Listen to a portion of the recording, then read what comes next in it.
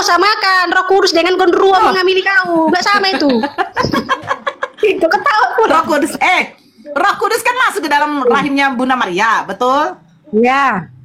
Nah, sekarang Maria hamil dari mana? Dari Roh Kudus. Ya. Nah, Roh Kudus ini siapa? Tuhan. Jadi yang menghamili Bunda Maria siapa? Jangan kau bilang menghamili, Nora. Kau pikirnya gondoruo yang kayak menghamili kau, bukan begitu maksudnya.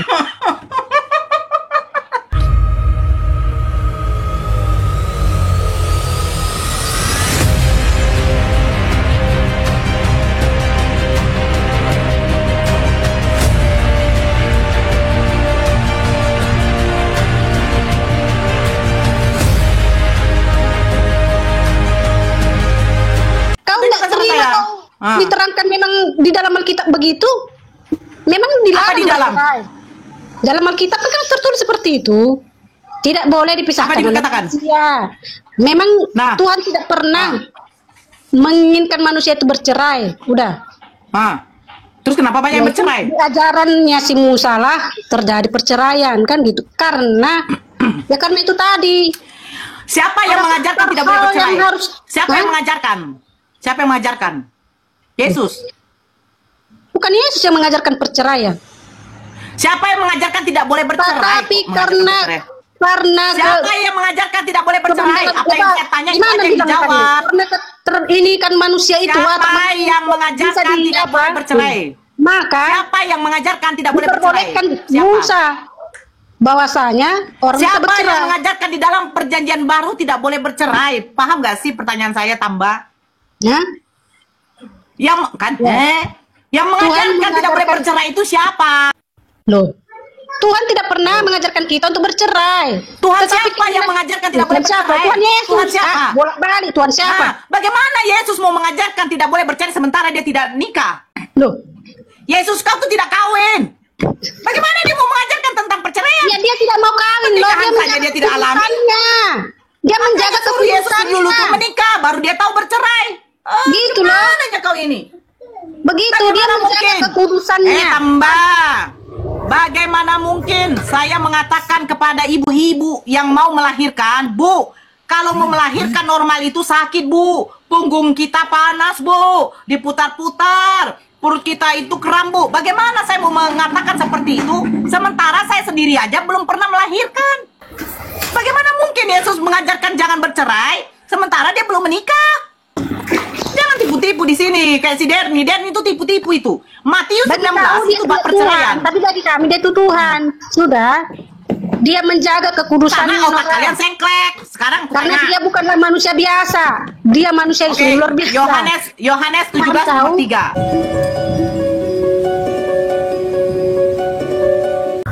Hidup yang kekal itu bahwa mereka mengenal Engkau satu-satunya Allah yang benar dan Yesus adalah utusan. Menurut Yesus, Tuhan yang benar itu siapa? Apa? Menurut Yesus di dalam Yohanes 17 nomor 3. Menurut Yesus, hidup yang kekal itu bahwa mereka mengenal Engkau satu-satunya Allah yang benar dan Yesus adalah utusan. Menurut Yesus di dalam Yohanes 17 nomor 3, Tuhan yang benar itu siapa? Tuhan yang benar itu siapa? Ya. Ya, Pak. Menurut Yesus di dalam Yohanes 17 nomor 3. Coba kau buka dulu lah, Tambah. Saya rasa kau tidak pernah baca itu. Aku bacanya Nora. Kau lah yang buka. Baca. Biar lebih paham. Kau kan butuh belajar juga kau yang baca. Kau yang baca. Kau yang baca. Aku udah baca. Inilah hidup yang kekal itu, yaitu bahwa mereka mengenal Engkau satu-satunya Allah yang benar dan mengenal Yesus Kristus yang telah Engkau utus. Menurut Yesus, satu-satunya Tuhan yang benar itu siapa? Ya Bapa. Bapa itu ada di dalam diri Yesus. Yesus itu siapa? Menurut Yesus? Yesus itu, ya dialah anak gitu loh. Menurut Yesus di dalam Yohanes 17 nomor 3. Di dalam diri Yesus itu adalah anak. Udah, di dalam dirinya itu ada Bapa. Jadi Bapa dengan Maria, Bapa dengan Maria, suami istri sehingga lahir Yesus. Kan si Maria itu hamil kan bukan karena dinodai si Yusuf. Kau pertanggungjawabkan kata-katamu, Tambah. Tadi kau mengatakan Yesus itu adalah anak. Yesus adalah anak Allah. Tambah ke dalam rahimnya si Maria. Yesus itu adalah anak Allah. Yang melahirkan Yesus siapa? Yang Melahirkan mengandung Yesus siapa? melahirkan Yesus, Bunda Maria. Ya. Ah, terus Yesus ini anak siapa? Anak Bunda Maria atau anak Allah? Anak Allah. Berarti bapaknya dia tuh adalah Allah. Iya. Berarti yang menghamili Bunda Maria bapak. Bukan menghamili. Kan? Kan? Kau udah dibilang dia Roh Kudus itu turun masuk ke dalam rahimnya Bunda Maria. Itu loh. Agar apa? Agar kita manusia ini tahu bahwa kita itu serupa. Roh Kudus itu siapa? Pahamnya kau? Itu siapa? Roh Kudus itu siapa? Iya kan itu. Hah? Roh Kudus siapa? Roh Kudus siapa? Ya Allah, Roh Kudus itu.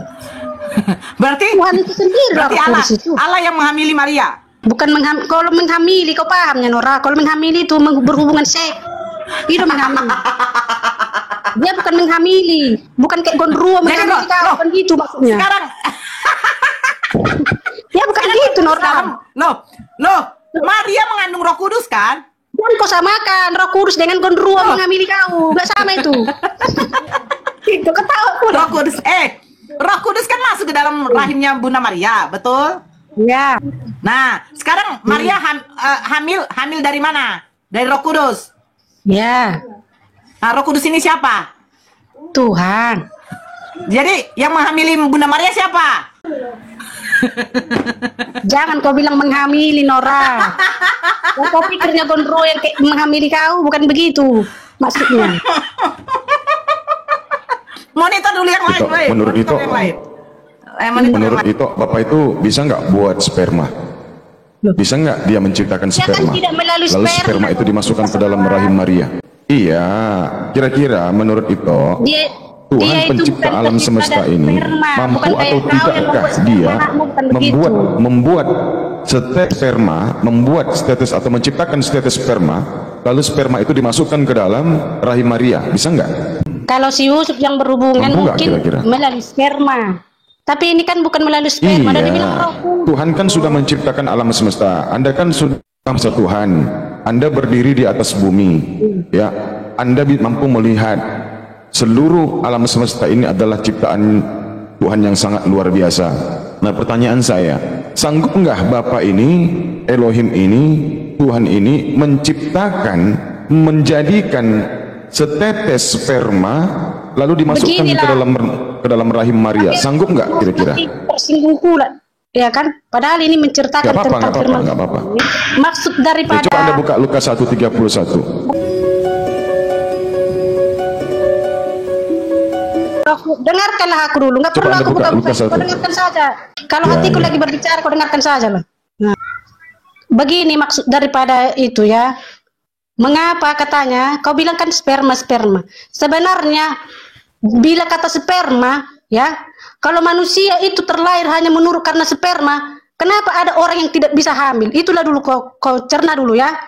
Nah, jadi bukan karena sperma lah yang terutama makanya ada anak itu terlahir, bukan. Tetapi karena Roh Kudus lah yang menginginkan ada anak di dalam rahim seorang perempuan.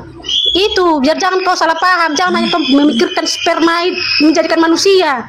Tidak. Itu hanyalah sebagai apa sajanya itu. Jangan kau pikiran sperma, jangan. Makanya lahir anak manusia, enggak. Begitu banyak orang kayak gitu, enggaknya apa? Kan itulah dulu kan. Nah, tetapi kalau Tuhan izinkan, memang Tuhan berkehendak ingin ada dia melahirkan seorang anak, pasti Tuhan izinkan, pasti ada, pasti dia bisa hamil, kan begitu. Begitu mau berusaha pun kau mau melakukan apa itu yang orang supaya hamil tabung apa bayi tabung lah apa segala macam kan, kalau Tuhan tidak mengizinkan itu tidak akan terjadi gitu loh. Gimana pun usahamu nggak akan begitu kalau Tuhan tidak menghendaki, kalau Roh Kudus tidak mengizinkannya begitu. Jadi jangan kau pikirkan orang tercipta hanya gara-gara sperma. Begitulah terjadinya tentang Tuhan itu juga. Dia lahir di muka bumi ini bukan melalui sperma. Jadi manusia itu pun sebenarnya bukanlah sebenarnya karena melalui sperma. Itu hanyalah apanya sajanya itu. Bertahu kau. Ya, begitu banyak manusia berusaha untuk melakukan apa? Bayi tabung apa segala macam kan? Oke, saya mau bercerita sedikit. Ya, saya mau bercerita sedikit tentang peristiwa. Itu tertangkau. Jadi bukan berarti manusia itu lahir dari sperma juga. Oke, saya mau bercerita sedikit. Udah paham kau? Dari Lukas 1 nomor 31. Saya mau izinkan saya bercerita ya. Sebentar. Iya. Tuhan ini menghendaki, menginginkan, berkemauan agar datang seorang anak laki-laki yang kelak dia akan menjadi juru selamat bagi Bani Israel yang bernama Yesus melalui rahim seorang anak manusia yang bernama Maria. Ini kemauan Tuhan. Nah, lalu bagaimana caranya Tuhan ini menjadi bisa terjadi gitu? Bagaimana caranya bisa hal ini terjadi? Lalu Tuhan memerintahkan malaikatnya, wahai malaikat Gabriel, ya paman, aku Tuhanmu dan Tuhannya Maria, Tuhan seluruh alam semesta. Aku berkeinginan si Maria ini akan mengandung kelak seorang anak laki-laki. Setelah dia lahir, aku memberikan namanya yaitu Yesus. Sampaikan hal ini kepada Maria, Gabriel. Baik paman. Pak supir, siapkan helikopter. Berangkatlah Gabriel sama supirnya ke bumi, ke helikopter. Bayangkan, luar biasa. Sampailah di bumi. Tok. Maria. Ya, siapakah di luar? Saya malaikat utusan Tuhanmu. Ada apa malaikat? Aku membawa pesan dari langit. Apa pesan Tuhanku padamu? Kamu katanya hendak akan mengandung dan melahirkan seorang anak laki-laki. Wah, mana mungkin aku lahir, mana mungkin aku hamil. Aku sama sekali tidak pernah tersentuh dengan laki-laki, Gabriel. Loh, ini kehendak Tuhanmu. Kenapa kau menyangkal? Kenapa kau membantah? Kata Gabriel. Baiklah, kalau memang ini adalah kehendak Tuhan, aku siap menerimanya. Nah, itu kehendak Tuhan. Bukan Tuhan itu yang digotong Gabriel ke dunia, dimasukkan ke dalam rahim Maria, bukan. Pesan Bapa, perkataan Tuhanlah yang dibawa oleh Gabriel ke dunia. Paham enggak? Gabriel menyampaikan pesan kepada Maria, pesannya dari Bapa.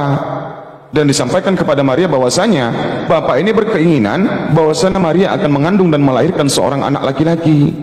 Dan ketika dia lahir, hendaklah kau beri nama dia Yesus Kristus. Bukan Gabriel yang gotong-gotong Tuhan dari langit, bukan Gabriel yang gendong-gendong Tuhan dari langit, bukan Gabriel yang geret-geret Tuhan dari langit, bukan. Nah, di dalam pemahaman kami, Gabriel ke malaikat itulah yang disebut Roh Kudus, Roh Suci, Rohnya Allah. Baru tambah gimana? Kenapa di sini aku kenapa? Iya, bukan Tuhan yang turun. Kalau Tuhan yang turun, nggak mungkin. Dalam kitab Yahudi 1 Tawarikh 8 nomor 27 minta sholawat. Yang saya maksud di situ itu semua atas kehendak Tuhan loh, seizin Tuhan gitu. Iya. Supaya kau itu manusia itu. Apa keinginan Tuhan? Coba, iya. Tadi kan saya sudah memaparkan apa keinginan Tuhan. Bahwasannya Maria ini akan mengandung seorang anak laki-laki. Tuhan enggak bakalan jadi anak kau ada, gitu maksudnya. Iya, semua iya. Di dunia ini semua atas izin Tuhan. Itu maksudnya, itu tujuannya. Itu maksud daripada iya, makanya ya udah, apa lagi? Ya makanya kalau Anda mau baca di Matius 4, di situ manusia diciptakan dari firman.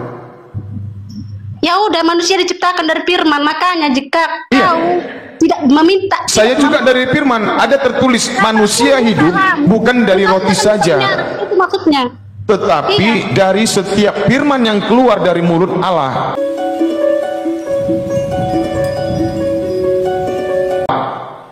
Ya firman itu, maka dari saya, jadi kamu, jadi Yesus. Makanya firman itu artinya kehendak, kemauan, keinginan Tuhan lah. Kehendak Tuhan itu loh, kehendak Tuhan. Ya sudah, firman.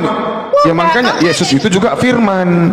Saya juga firman, kata Yesus. Ada tertulis, manusia hidup bukan dari roti saja, tetapi dari setiap firman yang keluar dari mulut Allah.